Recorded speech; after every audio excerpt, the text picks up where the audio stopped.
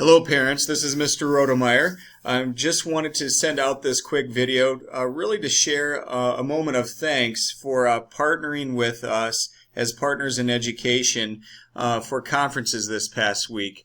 It's always a wonderful opportunity for us at school to showcase the great things that are happening with your children at Byron Intermediate School.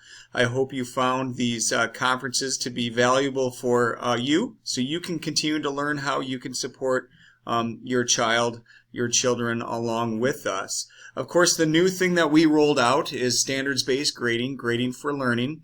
We hosted several parent sessions around the what and the why, but I realized that some of you may not have been able to attend. So part of this message is really to share with you some information that you may have not been able to get based on your conference schedule. The first thing is really some resources that we have on our webpage. So you can see our webpage here.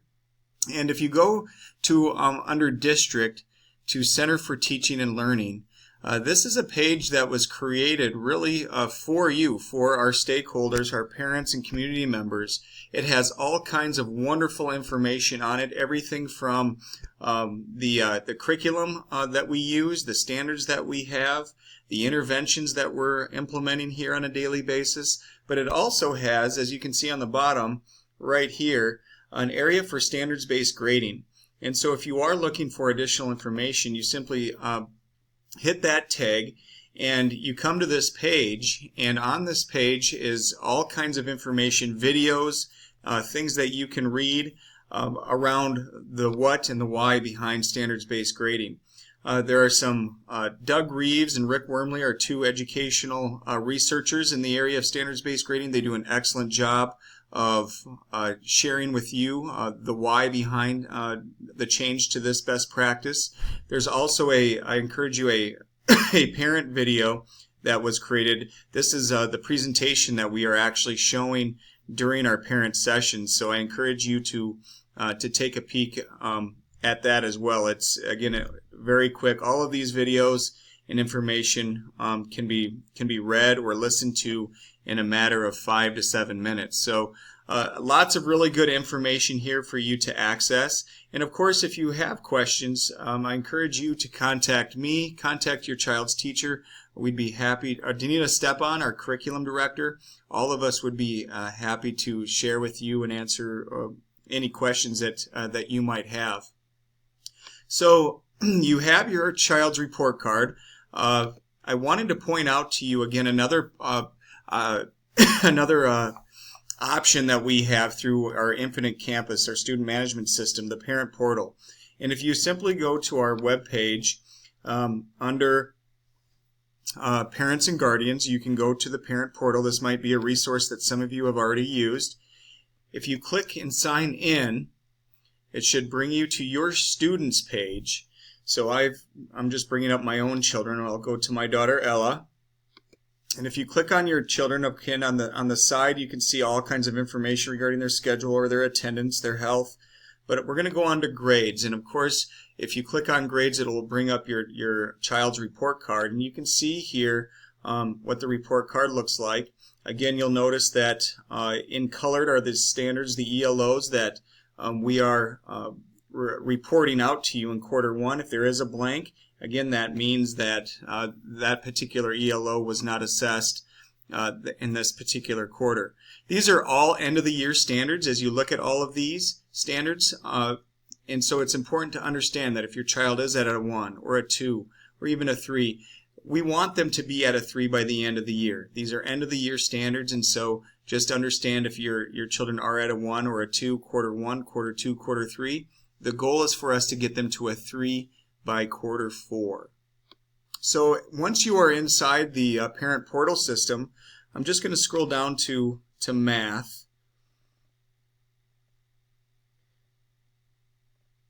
There it is. So here's the math section, and if you hover over math, you can actually drill excuse me, down into the actual assignments that were given that support the grade that was ultimately reported to you on the report card. And so you can see here the formative assessments that were given, the scores that the student received. Here's some other formative assessments that were given and the scores that were received. And so this is really a nice tool for you to be able to see day to day, week to week, the progression of growth that is happening with your child in each content area over the course of the year. Now, each teacher does it differently. Some may put multiple assessments and multiple assignments. Some may have fewer. But just know that this is an area that you can continue to use and access if you have questions around what your child is or how your child is scoring or how your child is learning throughout the quarter. Lastly, I wanted to point out to you just this diagram as well. As a school, we're continuing to work through this standards-based process. And of course, we've transitioned from a points-based system to a rubric, a scaled system, a 4, a 3, a 2, and a 1. And as a school, we've spent a lot of time talking about what a 4, what a 3, what a 2, and what a 1 look like. And we came across this diagram with an analogy of riding the bike, and we thought it would be helpful for you. So you can see that a 4 is really a student who is working independently. They're working on things that go well beyond anything that was taught in the classroom. Using the bike scenario, it would be, doing wheelies, going off of ramps, and so on. A 3 is standard again. That's where we want our students to be at the end of the year. And then using the bike analogy, again, they can ride the bike really without thinking, without any kinds of supports. Those skills come naturally to them. They have mastered that riding the bike, and just like they may have mastered or have met the ELO or standard.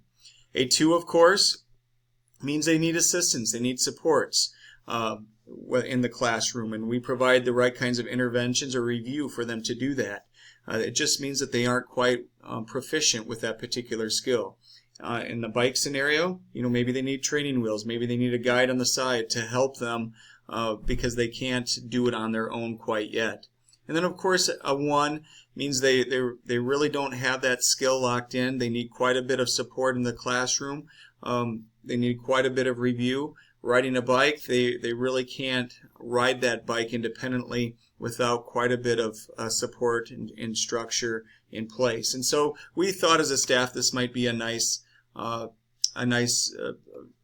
diagram for you to view so you can begin understanding the difference between a 4, 3, 2, or 1. You'll find our hope is that we get better with this process. This is new for us, so we appreciate your patience and flexibility as we transition to this. But the biggest thing we want you to know is that our hope is to get us closer to measuring what a student is learning. We worked hard this quarter to really separate behavior, which was coded under our STARS plan, from the learning that's taking place in the classroom.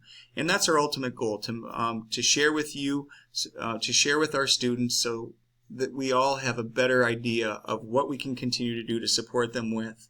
And hopefully you are finding that through this process. But again, if you have additional questions or need additional help in understanding a piece to this, please don't hesitate to reach out to me, your teacher, our curriculum director, Danita Stepan. Will be more than happy to help you along the way. So with that, I just wish you a wonderful Thanksgiving holiday. We have much to be thankful for. Be a star.